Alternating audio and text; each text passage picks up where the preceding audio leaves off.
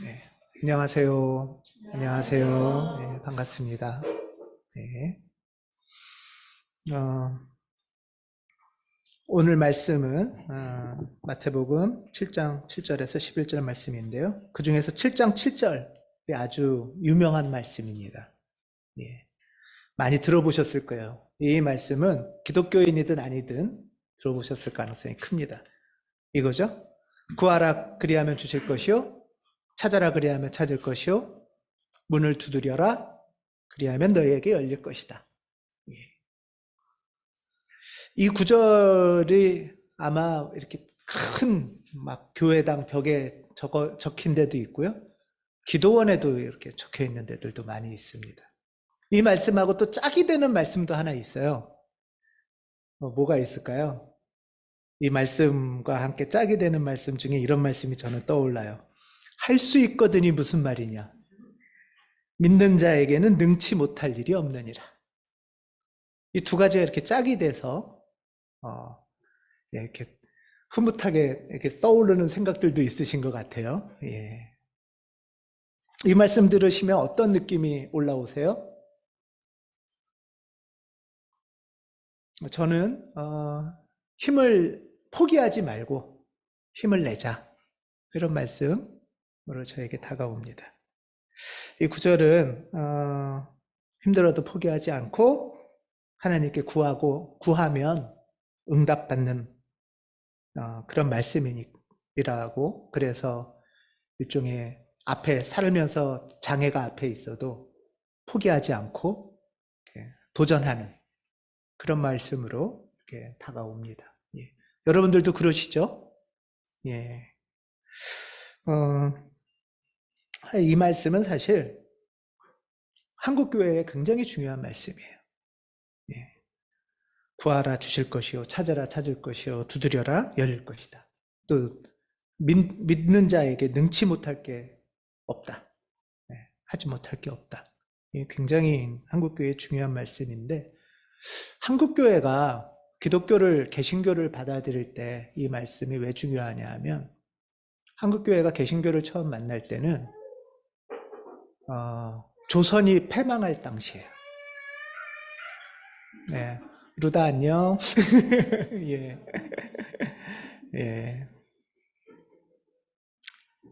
한국교회가 조선에 처음 소개되고 기독교인이 되는 상황은 어떤 상황이냐면, 조선이 망하고 일제가 강점하는 시기였어요. 그리고 또 해방이 됐다고 하지만 바로 한국전쟁으로 인해서 삶의 터전들이 다 파괴되던 시기예요. 삶의 터전들이 다 파괴되고 뭘 진짜 인생에 붙잡을 데가 없고 소망이 없고 막막하던 시기였어요. 우리나라에 기도원이 많아진 게 한국전쟁 직후거든요. 1950년대예요. 또 60년대부터는 어떤 일이 생겨요? 60년대, 70년대는 이제 고향을 떠나서 낯선 도시로 와서 일거리를 찾던 시대예요. 그때 이 말씀은 정말 삶의 지팡이 같은 말씀이죠. 힘이 되는 말씀이죠. 얼마나 의지가 되고 힘이 되겠어요? 그래서 한국교회 개신교인들은 시골의 촌부서부터 낯선 고향을 떠나서 낯선 도시로 와서 공장 생활도 하고 도시 생활하던 사람부터 많은 사람들이 이 말씀을 신앙의 목표로 삼고 중심으로 삼고, 그리고 새벽 기도도 하고 철야 기도도 하고 산기도도 다니고 금식도 하고 그러던 말씀이에요. 예. 그러면서 한국 기독교, 한국 개신교의 이 말씀과 그런 어떤 기도 경험은 아주 중요한 신앙의 중요한 정서로 자리 잡아요. 이게 한국교회의 신앙 정서의 기본적인, 이게 한국교회 신앙의 정서고, 신앙의 동기이기도 해요. 왜 기독교인이 되냐? 이게 신앙의 동기인 거예요. 왜 기도하냐? 이게 기도의 힘이기도 했던 거죠. 예. 포기하지 않고 인생은 힘들지만 삶을 정말 세상을 볼 때는 다 파괴되고 무너지고 의지할 바 없지만 아는 가족 떠나서 낯선 데서 먹고 살아야 되지만 그래도 이 말씀 붙잡고 새벽 기도를 그렇게 열심히 잠을 주려고 하고 금요일 철야기도 하고 또 부흥회도 쫓아다니고 그것도 안 되고 아프고 힘들고 가난하고 하니까 산기도도 다니고 이랬던 것이 우리 신앙 선배들 또의 토대의 정서입니다. 이게. 예. 그리고 이런 맥락에서 구약의 말씀들 중에서 아주 사랑받는 말씀들도 있었어요. 예를 들면은 여리고 전투해서 아무것도 없지만 막 성을 무너뜨리고 블레셋을 쫓아내고 자리 잡게 되는 과정. 그 가운데 그 열매로 막 얻게 되는 다윗과 솔로몬의 성전 건축. 이런 게 이제 고생 끝에 어떤 하나님한테 받는 어떤 결실, 선물, 열매. 이런 걸로 이제 자리가 잡히는 사랑을 많이 받는.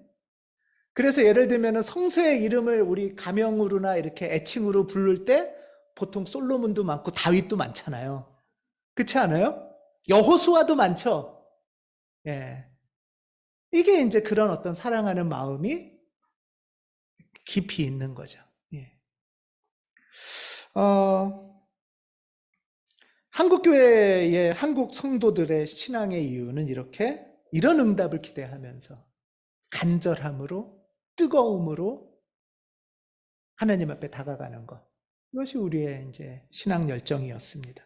이 이유로 왜 기독교인이 됐냐 할 때 이런 이유로 기독교인이 되는 경우가 아주 많고 흔하죠.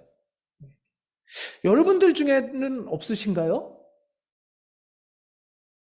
또는 여러분들의 아직 젊은 교우들은 여러분들의 부모님 세대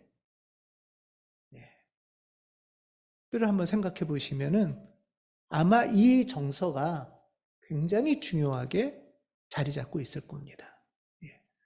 그러니까 여러분들 부모님들만이 아니라 우리도 힘들고 아프고 어려울 때는 이런 간절함이 있잖아요. 저도 이런 경험이 있습니다. 저도 이런 경험이 있어서 제가 이제 모교회에 생각해보면 힘들 때였던 것 같아요. 청년기에 어떻게 살아야 될지 모르겠고 어떤 직업을 가져야 될지도 모르겠고 이렇게 흔들리고 이럴 때 청년기에 이제 정말 모든 예배와 모든 모임과 새벽기도도 저 열심히 했거든요. 여러분들 혹시 우리 교회 새벽기도 없는 게 몹시 아쉽지는 않으세요? 아, 예. 새벽기도도 저 굉장히 열심히 했고요. 저는 이렇게 날라리 신앙은 아니었어요. 모든 새벽기도도 가고 철야기도도 가고 교회의 모임은 당연할 뿐 아니라 그 본교회의 예배와 기도만으로도 아쉬워서 다른 곳에 부흥회도 가고 찬양 집회도 가고 근데 그것도 또 안 돼서 서울 근교의 기도원들을 엄청 다녔습니다. 또 기도원 중에는 금식 기도원이라고 붙어 있는 데도 있어요. 금식도 꽤나 많이 했습니다. 우리 농담처럼 이렇게 기도원들은 되게 산에 있어서 산 뒷산에 소나무들이 많아서 이렇게 나무 붙잡고 기도를 해서 농담처럼 소나무 몇 그루 뽑았냐 이런 얘기들도 했죠. 여러분들 소나무 이렇게 흔들어 보신 분? 아주 근데 이게 한국 교회의 아주 중요한 신앙의 정서고 왜 부모님들이 그렇게 힘든데도 교회를 막 잠을 줄여가며 노는 날도 쉬지 않고 기도를 하고 신앙생활을 했을까? 또 그런 신앙을 자녀에게 주고 싶었던 그 신앙의 중심의 정서는 뭘까? 할 때 이런 것들이 아주 뿌리 깊게 있습니다.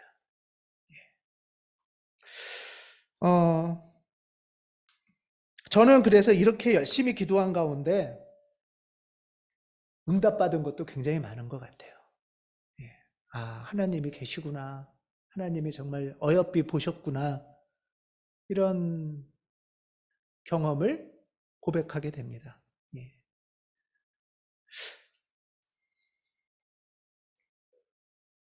그런데 이제 언제부턴가 그렇게 열심히 언제부터 하는데도 언제부턴가는 약간씩 응답이 늦춰지거나 좀 안 주시기 시작을 하시는 데가 있기 시작했어요. 저한테는. 그래서 힘은 들고 그래서 이제 자주 가던 기도원이 있었는데 기도원을 바꿔도 보고 여기가 아닌가? 이러면 바꿔도 보고 그래서 이제 거기서 하는데 또 안 돼요. 안 된다는 거는 이렇게 내가 원하고 기대하는 응답이 있잖아요. 근데 그게 잘 안 되면 이게 뭐지? 이러면서 기도의 방법을 바꿔도 봤어요. 막 이렇게 기도했는데 안 되면 두 끼 굶던 거 세 끼도 굶어보고 어떨 땐 금식은 안 하고 성경을 붙잡고도 해보고 이제 끙끙거리기 시작을 하는 거죠. 예. 이렇게 저렇게 끙끙대며 기도했던 이제 기억이 있는데 그러면서부터 이제 정말 이게 뭐지? 이런 질문이 저 안에서 올라왔어요. 저는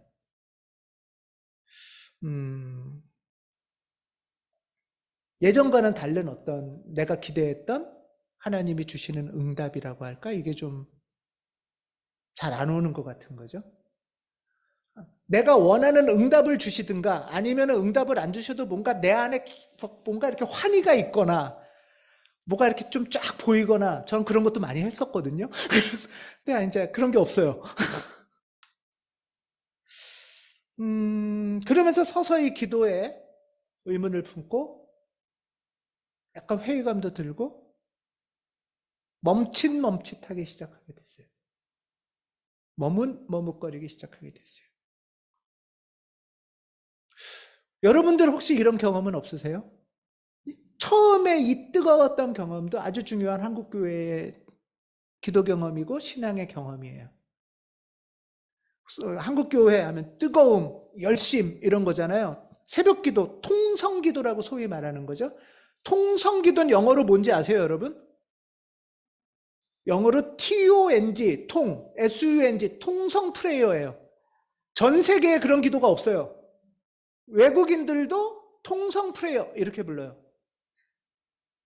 이런 게 한국교회의 특징이었던 거예요. 그리고 그렇게 쥐어 삼창을 하고 손들고 했던 것이 한국교회의 굉장히 중요한 정서였는데 그리고 그렇게 했었고 배웠고 은혜도 받았는데 언제부턴가 그게 좀 멈칫멈칫거리기 시작을 하는 거예요.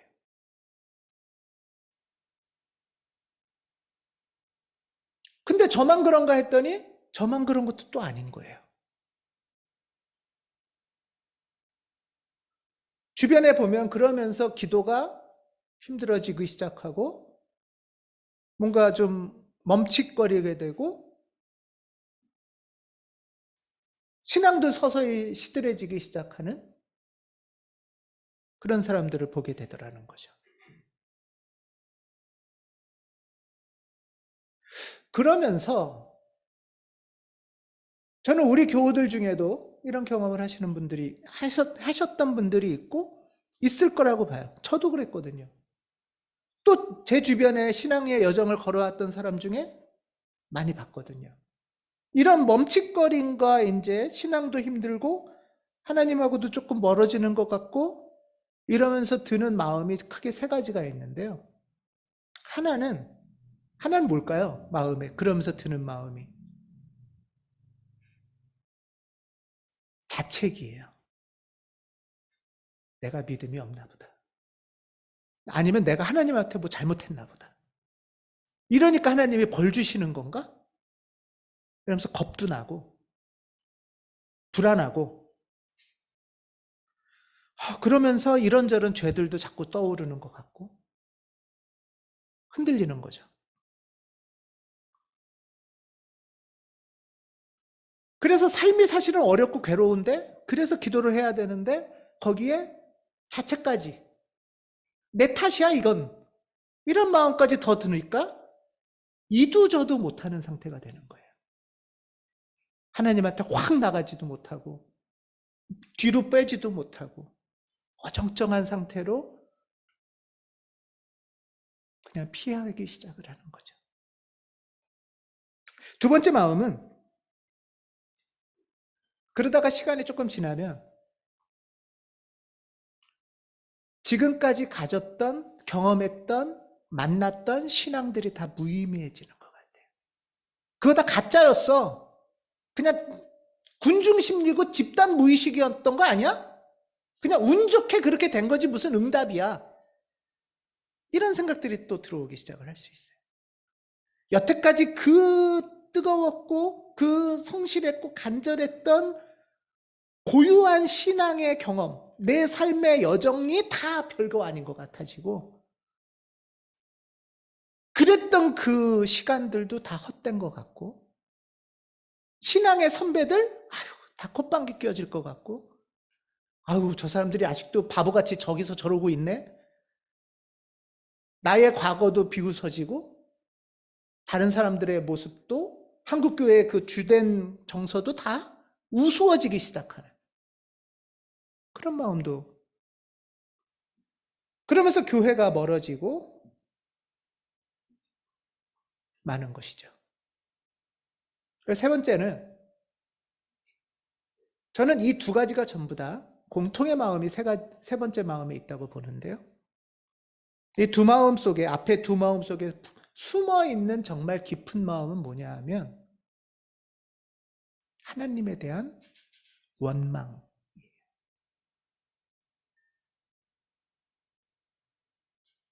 내가 그렇게까지 했는데 하나님이, 이런 마음도 들고, 하나님이 나는 사랑하지 않나 보다. 하나님이 다른 사람은 몰라도 나한텐 무관심하구나. 사실은 원망이라고 표현했지만 그 속에는 정말 쓴 아픔이 있죠. 쓴 아픔. 그러면서 하나님이 나를 그럴 바엔 내가 먼저 하나님을 손절하고 싶은 거죠. 아무렇지도 않은 척하지만 그 아픈 뿌리가 있게 됩니다. 하나님으로부터 버림받았다는 어떤 깊은 절망감 같은 게 숨어 있게 돼요.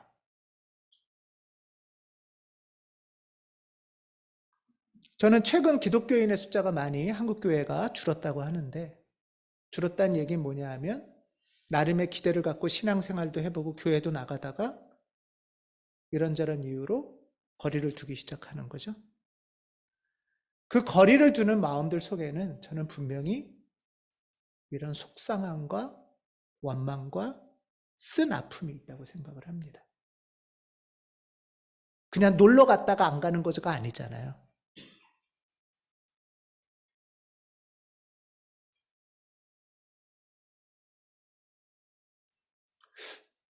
그러면 한국교회가 다시 어떻게 해야 될까라는 이야기들을 많이 하는데, 한국교회가 다시 그냥 옛날처럼 찾고 두드리고 열고 또 그렇게 해야 되느냐? 저는 아니라고 봐요.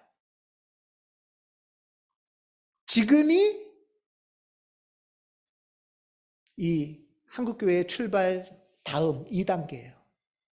그렇게 시작된 한국교회가 시대가 바뀌었잖아요.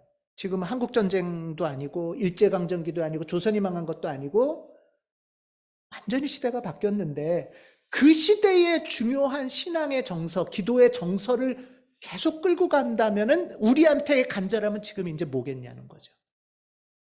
그건 아니에요. 그런 면에서 저는 이제 그냥 쓴뿌리와 아픔을 품고 멀어지는 게 아니라, 교회가 뭐고 신앙이 뭔지 다시 물어봐야 될 시점, 기도를 왜 해야 되는지,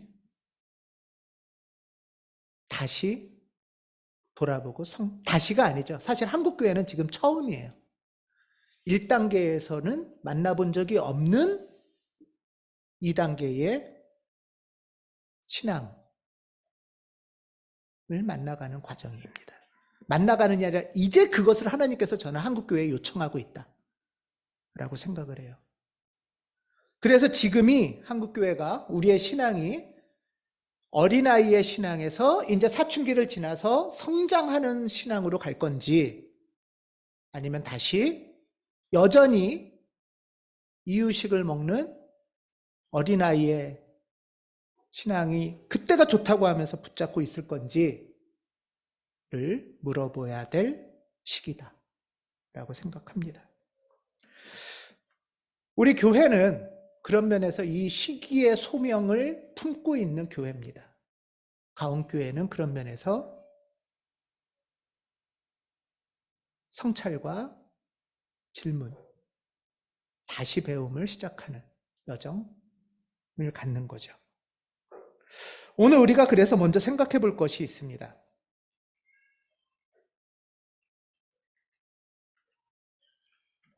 마태복음 20장에 나오는 말씀인데요.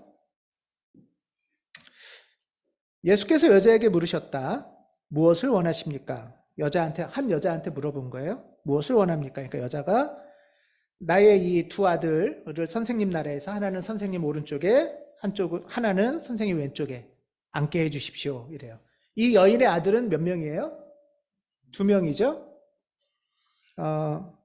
이 여인을, 그러니까 이거는 지금 예수님의 제자의 엄마예요. 예수님의 이 두 아들의 이름이 뭘까요? 야고보하고 요한이에요. 예수님의 제자예요. 이 여인은 예수님 제자의 친어머니예요. 야고보와 요한의 어머니. 야고보와 요한을 성경에서는 세베대의 아들들이라고 해요. 세베대는 뭐냐면 이 여인의 남편 이름이에요. 이해되시죠? 이 여인의 남편이 세베대예요. 그리고 이 여인의 아들의 야고보와 요한이 있는데 예수님을 쫓아다니고 이 여인도 예수님을 쫓아다니는 그 일행의 일원이에요. 이 여인이 지금 예수님한테 뭐 하는 거죠? 간구 기도를 한 거예요. 예수님한테 간구 기도를 한 거예요. 아들을 위한 기도를 한 거죠, 지금? 이 여인이. 주님, 내 아들이 2명이 있어요. 근데 이 아들을 위해서 지금 기도합니다. 하나들은 이렇게 하게 해주시고 하나들은 이렇게 하게 해주세요. 간절히 구하는 거예요. 예수님을 쫓아다니면서 구하니까 얼마나 열심히 구하는 거겠어요? 그렇죠? 그런데 그때 예수님이 22절에 이렇게 말씀하세요. 뭐라고 하죠? 너희는 너희가 구하는 것이 무엇인지도 모르고 있다. 이 여인은 엄청 열심히 기도하는 사람이에요. 예수님을 아주 따라다녔으니까. 아들도 바쳤잖아요. 아들하고 다 같이 쫓아다니는 거예요, 지금 막. 새벽기도, 철야기도가 문제가 아니겠죠. 그렇게 해서 엄청난 간구기도를 하는 건데, 그러면서 아들을 위해서 기도한 거예요, 그것도. 2 아들을 위해서 기도했는데 예수님의 응답은 당신이 구하는 게 당신이 지금 뭘 구하는지도 모르는 채로 구하고 있다. 이렇게 얘기를 하는 거예요. 이게 우리의 신앙 현실이라는 거예요. 한국교회의 신앙 현실이라는 거예요. 열심히는 하라고 했고 뜨겁게는 하라고 했는데 뭐를 구하는지도 모르는 채로 열심히 간절히 뜨겁게 막 굶어가면서 이렇게 했다는 거죠. 어린아이가 부모에게 막 이것저것 해달라고 합니다. 루다가 막 땡깡을 핍니다. 루다가 막 이렇게 막 하다가 예를 들면 뭐가 있을까요? 막 뜨거운 거 있는데 저거 달라. 그럴 수 없잖아요. 아이가 다 달란다고 모두 줄 수 없잖아요. 처음에는 아기 때는 그나마 그래 울지 마 하면서 젖도 물리고 하지만 아이가 조금 커서 말귀를 알아들으면 부모님들은 이제 뭐를 하시죠? 대화를 시도하죠. 야, 아이한테 야, 좀 말 좀 들어봐 이러면서 대화를 시도하는데 이 아이는 이제 말을 배워야 될 때예요. 알아듣고 부모 말도 알아듣고 이제 해야 될 때인데 몰라 하면서 무조건 땡깡을 피고 말도 안 알아들으려고 하고 배우지도 않고 한다면 부모가 이제 그때에는 원하는 대로 주는 게 오히려 사랑이 아니잖아요. 그렇죠?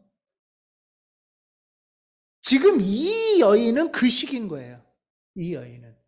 성경에서 어떨 때는 구하면은 막 주실 때도 있어요. 성경 내용 중에. 그렇죠? 근데 지금은 이 여인은 그럴 시기가 지나가고 있어요. 엄청 열심히 쫓아다니고 있거든요. 성장을 하고 있거든요.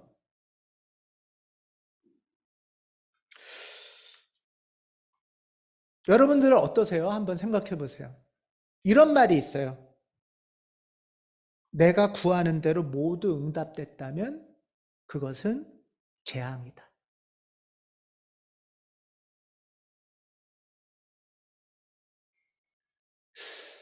하나님에게 내가 기대하는 바대로 간구하고 뜨겁게 구하고 해서 응답받은 기억 있으시죠?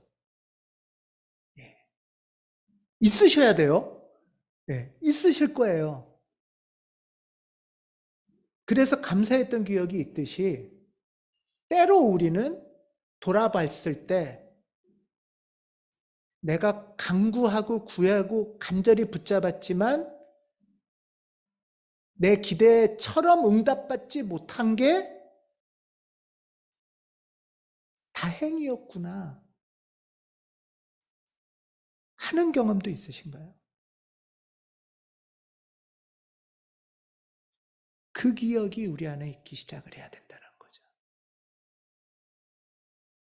그 감사가 있기 시작을 해야 된다는 거죠. 예수님께서는 단지 이 여인에게 야곱 이 두 아들의 엄마에게 간구를 거절하신 것을 넘어서 네가 지금 어떤 상황인지 자각하라. 네가 지금 구하는지도 모르고 있는 너를 좀 봐라. 그리고 이제 배워라 하는 말씀을 하고 계신 거죠.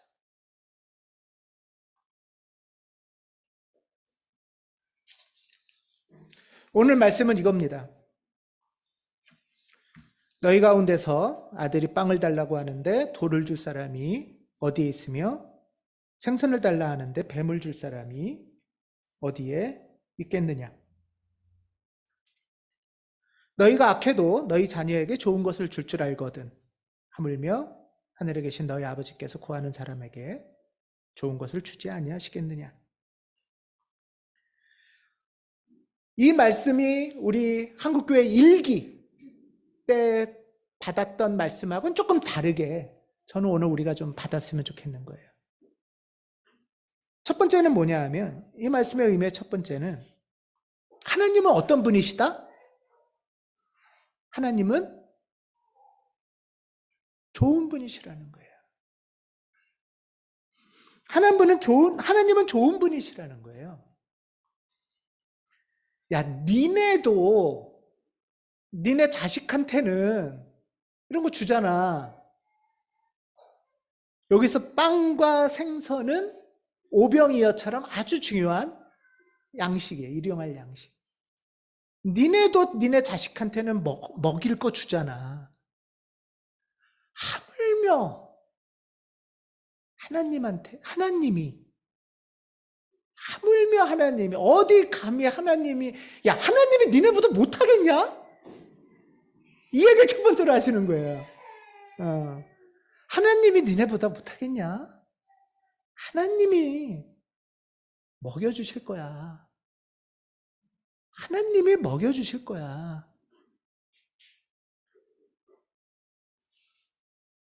이 말씀이 저는 굉장히 중요한 말씀이라고 생각해요. 우리의 이 마음의 불안 중에 아주 깊은 불안 중에 하나는 하나님이 안 먹여주실 것 같아서 불안하잖아요. 그렇지 않나요? 암만 울어도 엄마가 나한테 젖 안 먹여줄 것 같이.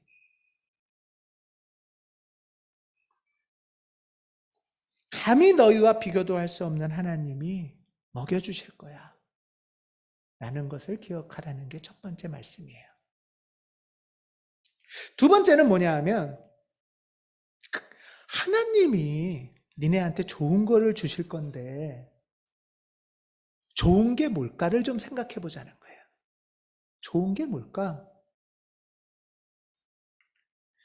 뭐가 나한테 좋은 걸까? 내 인생에. 여러분, 우리 한번 생각해 볼까요? 10년 전에 나한테 좋았던 건 뭘까요? 10년 전에 나한테 간절히 좋았던 거. 한번 생각해 보실래요? 10년 전에라면 나는 이거 없으면 못 살았어. 지금은 어떠세요? 그 10년 전의 그 좋음이 지금에도 동일하게 유지되시나요?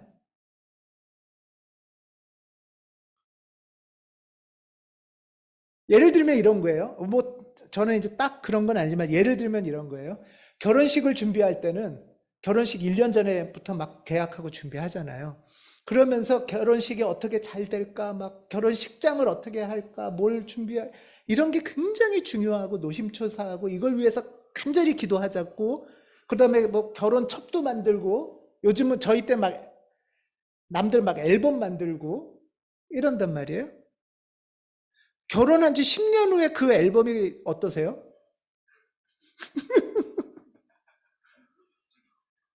어디 있는지 아시나요? 앨범 어디 있는지 아시는 분. 근데 결혼 준비할 땐 그것 때문에 부부싸움도 하고 막 시댁하고도 싸우고 뭐 예를 들면은 막 그러잖아요. 울고불고 난리가 난단 말이에요. 그게 중요하지 않다는 게 아니고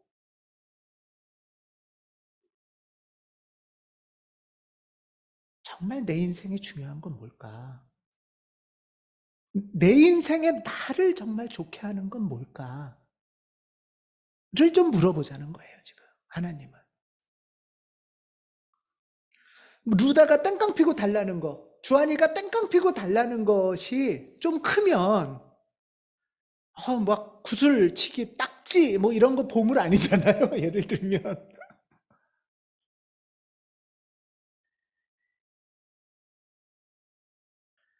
지금 당장은 좋을 것 같지만, 1년 후만 생각해도 그게 별거 아닐 수도 있어요. 또 하나는, 나한텐 이게 좋은데, 우리 가족만 해도 아닐 수도 있잖아요. 그렇지 않아요? 나한텐 이게 좋은데 우리 자식이나 가족만 해도 달라. 어쩌면은 나한테 좋은 게 저 사람한테는 불편하게 하고 피해를 주는 걸 수도 있어요.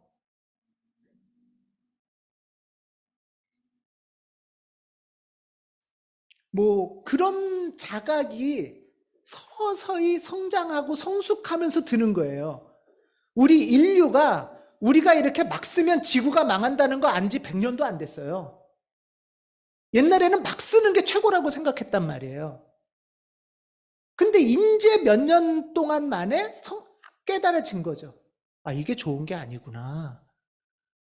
막 석유 펑펑 쓰는 게 좋은 게 아니었구나 하는 걸 이제 알잖아요. 성장하고 시간이 성숙해져야 정말 좋은 게 뭔지를 알 수가 있죠.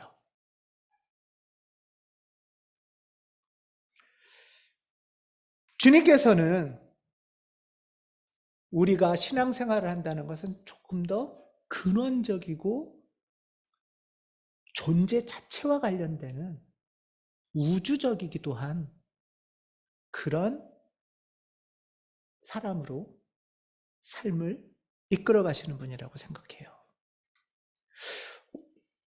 오늘 본문이 마태복음 본문인데요. 마태복음하고 거의 똑같은 본문이 누가복음에도 있어요. 누가복음에도 똑같은 내용이 있는데 마지막만 달라요. 누가복음 11장 13절인데요. 너희가 악할지라도 너희 자녀에게 좋은 것들을 줄 알거든. 하물며 하늘에 계신 아버지께서야 구하는 사람에게, 마태복음은 좋은 것을 주시지 않겠느냐, 누가복음은 성령을 주시지 않겠느냐라고. 지금 여기서 말씀하시는 건 뭐냐 하면, 니네한테 가장 좋은 거는 성령이라는 거예요. 성령. 하나님이에요. 우리가 그렇게 두드리고 찾고 막 간절히 구하고 목숨 걸고 철야하고 산기도 다니고 하면서 구하는 마지막에 정말 구할 거는 뭐다? 성령이라는 거예요. 이 본문의 핵심은 이렇게 성령을 구하라 라는 거였어요. 근데 한국 교회는 뒷부분을 놓치고 앞에 부분에만 해서 이 야고보와 요한 엄마처럼 간절하게 딴 걸 구하고 찾아다닌 거죠.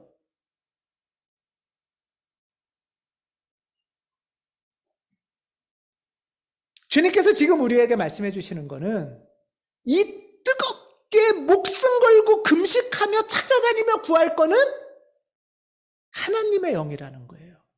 하나님의 마음이라는 거예요. 그것이 우리 인생을 정말 좋게 만든다는 거예요. 성령을 우리가 품어야 됩니다. 성령님은 예를 들면 이런 거예요. 창세기 2장에 보면 어떤 분이시냐, 하나님이 우리를 흙으로 만드셨죠? 땅의 흙으로 사람을 지으신 다음에 코에 뭐를 불어넣으셔요? 생명의 기운을 불어넣어요. 이 생명의 기운, 숨, 루아우, 이게 성령이에요. 그러면 성령이 오시면 어떻게 돼요? 우리가 생기가 살아나요. 사람 사는 것처럼 살 수 있어요. 욥에서도 이렇게 말, 하나님의 영이 나를 만드시고 전능하신 분의 입김이 내게 생명을 주셨다. 전능하신 분의 입김, 숨, 루아우, 이게 성령이에요. 만약에 우리가 사는데도 사는 것 같지 않다면, 사는데도 생기가 억압되고 있고 짓눌리는 것 같다면 성령 충만을 받아야 되는 거예요. 돈으로 해결될 수 없다는 거예요. 이게 자식이 성공한다고 해결되는 게 아니라는 거예요. 성령이 오셔야 된다는 거예요. 성령이. 그래야 내가 하나님의 형상을 닮은 사람다운 인생을 살 수 있다는 거예요. 또 성령은 어떤 분이시냐? 예수께서, 예를 들면 마태복음에 보면 예수께서 세례를 받으셨을 때 하늘이 열리면서 예수님한테 하나님의 영, 성령이 비둘기같이 내려와서 예수님 위에 앉았다고 그래요. 그때 무슨 일이 생겨요? 하늘에 소리가 나는데 그 소리가 들려. 하늘에 소리가 들려요. 어떤 소리? 너는 내가 사랑하는 존재다. 내가 정말 너를 좋아한다. 너는 사랑하는 내 딸이고 너는 내 사랑하는 아들이야. 하나님의 사랑 고백이 들린다는 거예요. 하나님이 나한테 하는 그 사랑 고백이 귀가 열린다는 거예요. 근데 성령이 없으면 어때요? 내가 그렇지 뭐.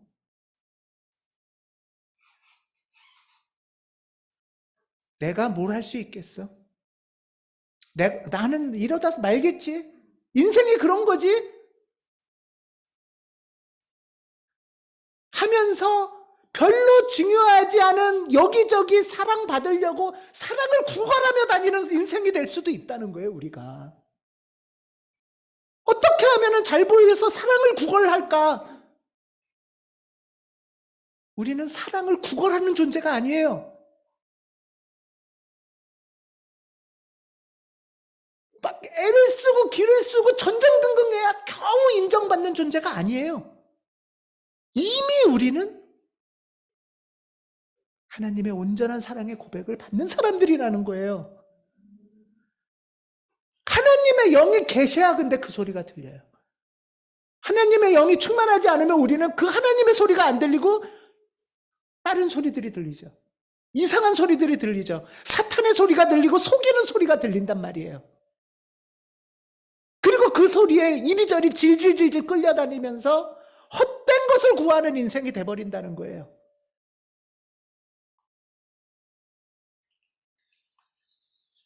세 번째가 이거예요. 로마서 5장 5절에 보면 하나님께서 우리에게 주신 성령을 통하여 그의 사랑을 우리 마음속에 부어주셨다. 성령이 오셔서 무슨 일을 하신다고요? 우리 마음속에 뭘 주셔요? 사랑을 부어주신대요. 다시 말하면 우리가 그렇게 사랑이 많은 존재가 아니잖아요. 여러분, 우리가 솔직히 되게 이기적이지 않아요? 나만 생각하고 당장 나 편한 게 최고고 손해보기 싫고 조금만 무시당하면 발끈하고 이게 우리잖아요. 그렇지만 우리 마음속에 깊은 마음속에는 정말 솟아나오는 사랑으로 사랑하고 싶은 삶을 살고 싶잖아요. 솟아나오는 사랑으로 사랑을 주고 싶잖아요. 사랑을 정말 너그럽게, 풍성하게, 아픈 사람 품어주면서 이 사랑의 근원이 어디라고요? 하나님의 영이시라는 거예요. 우리가 이기적이고 마음이 좁고 편협하고 치졸해진다면 하나님의 영이 부족한 거예요. 성령이 오셔야 충분한 사랑을 줘도 피곤하지 않고 지치지 않고 이기적이 되지 않고 우리 인생이 이거보다 더 좋은 게 어디 있겠어요? 나를 사람다움으로 존재하게 하고 정말 존재 자체로 나의 사랑을 하나님으로부터 이 우주로부터 사랑의 고백을 듣고 그로 말미암아 내가 정말 샘솟듯이 사랑이 솟아서 사랑을 베푸는 인생이 된다면 그거보다 더 좋은 삶이 어디 있을까? 주님께서는 지금 우리에게 찾고 두드리고 구하고 간절하게 성실하게 빌고 뜨겁게 소리쳐서 구할 것은 하나님의 영이라고 말씀하시는 거예요.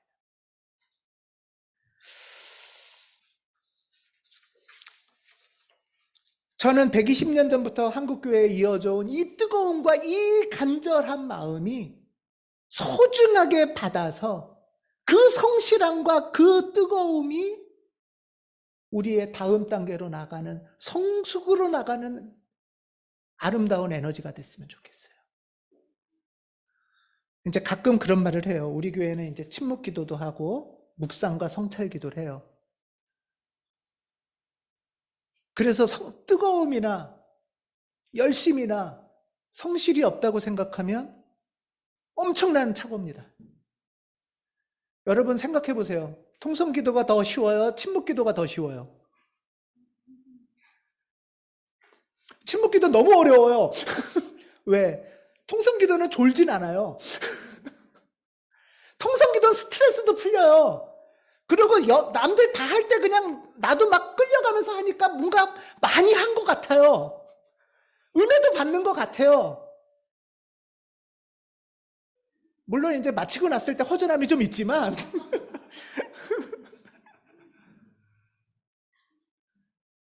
침묵 기도와 묵상과 성찰은 훨씬 더 어려워요.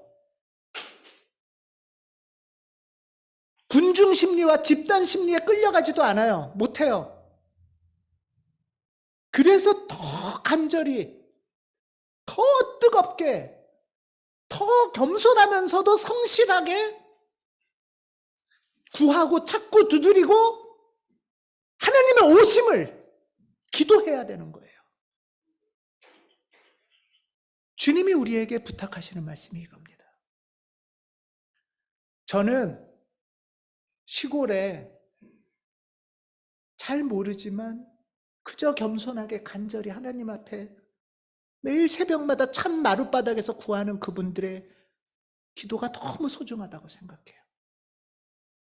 밥도 굶어가면서 돈도 없는데 헌금하는 그 정성이 정말 소중하다고 생각해요.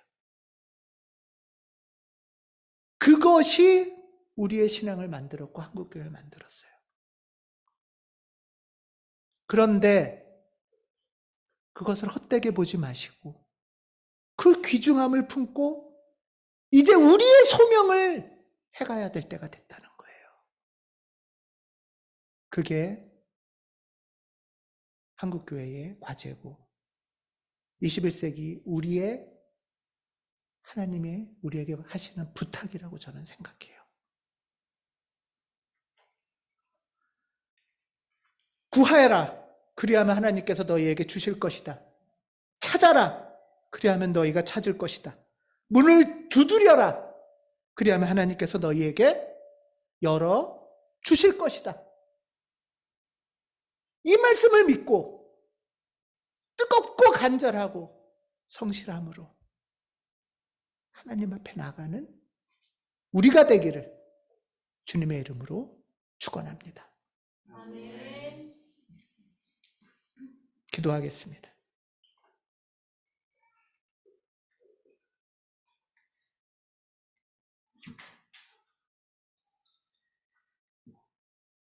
하나님,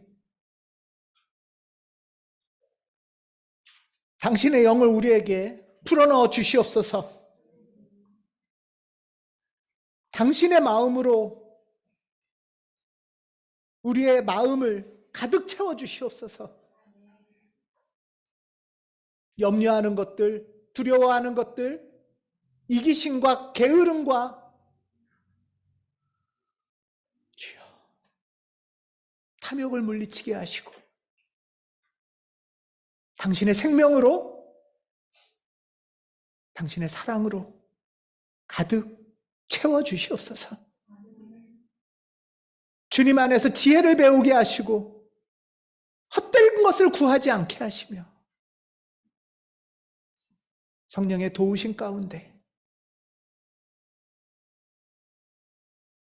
한국교회에 부어주셨던 그 은총이 오늘 우리를 통하여 이어지고 성장하고 성숙하도록 도와주시옵소서. 주 예수 그리스도 이름으로 기도합니다. 아멘.